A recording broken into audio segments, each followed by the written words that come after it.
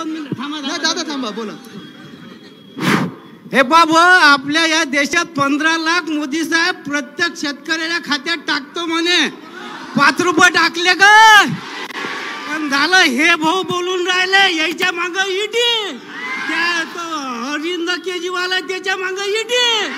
माय माग ईडी लावली तर हा माणूस सक्षम आहे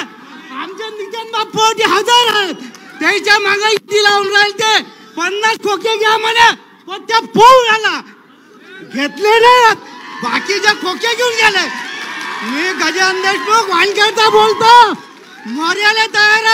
पण नरेंद्र भाऊ खेडकरले विजय करू माझ्या आर्थिक परिस्थिती नाजूक आहे माझ्यासाठी भाजपने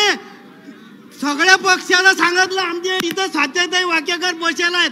त्याने मला 2 शब्द बोलायला लावले शेतातून येऊन राहिलं मी आलं ताई काय बोलता हा जितेंद्र तर ना सूर्य डमी पत्रिकावर वोटिंग घ्या तुम्ही लीडरला ऐकून नाही राहिले तर मला पेटीचा अर्ज गाळ केला माझा 2 एकर शेती आहे भाऊ या भाजपवाल्यानं आता त्या स्वातीगाई वाक्यकरला विचारून घ्या खोटं चिंत माई पोरगी त्याच्या शाळेत आहे जय महाराष्ट्र जय हिंद सांभाळ सांभाळ सांभाळ